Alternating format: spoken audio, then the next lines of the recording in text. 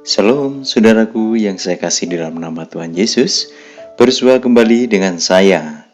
Dan pada kesempatan ini saya mau berbicara mengenai sebuah tema Yesus Sobat Ambyar, hati kita. Kenapa saudara? Saudara yang saya kasih dalam nama Tuhan Yesus, kita tahu bersama bahwa hati itu adalah pusat kendali hidup. Dan hati digunakan Allah sebagai standar menilai agar kita bisa berkenan di hadapan Allah. Bahkan Allah menyelidiki hati dan batin kita. Seperti yang tertulis di dalam Yeremia pasal 17 ayat ke-10, dinyatakan di situ, Aku Tuhan yang menyelidiki hati, yang menguji batin, untuk memberi balasan kepada setiap orang setimpal dengan tingkah langkahnya, setimpal dengan hasil perbuatannya.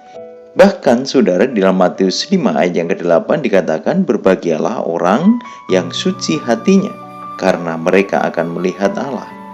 Nah, melihat betapa pentingnya hati itu saudara, maka kemudian hati ini harus kita jaga dengan hati-hati. Kenapa hati kita sangat memerlukan Yesus?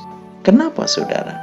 Mari kita mau melihat kondisi hati manusia yang sesungguhnya di hadapan Allah.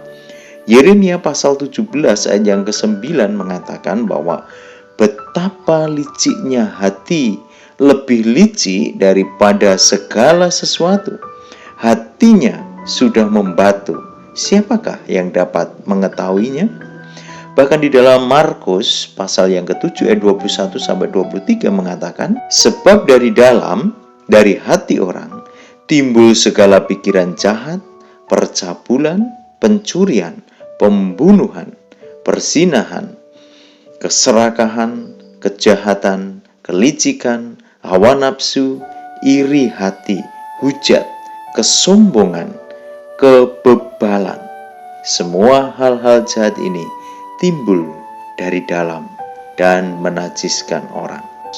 Wahyu 3 ayat 19 mengatakan, barang siapa kukasihi, ia kutegur dan kuhajar. Sebab itu, relakanlah hatimu dan bertobatlah. Allah menghendaki hati kita relakan. Yesus menghendaki supaya pusat kendali hidup kita itu kita relakan. Untuk diapakan saudara? Diluluh lantakkan, diratakan, dibersihkan, dijernihkan. Kenapa? Karena Amsal pasal yang ke-23 berkali-kali saya katakan, dari hati kita akan terpancar kehidupan kita. Nah, ketika Yesus menjernihkan, memporak-porandakan hati kita, maka kehidupan baru itu akan ada dalam kehidupan kita. Dan dari hati yang baru ini akan tercermin kehidupan yang baru. Karena hati manusia pada dasarnya adalah hati yang licik. Nah, kenapa mesti hati saudara yang harus menerima? Roma 10 ayat yang ke-10 mengatakan, karena dengan hati orang percaya dan dibenarkan, dan dengan mulut orang mengaku dan diselamatkan. Kenapa mesti hati yang diserahkan?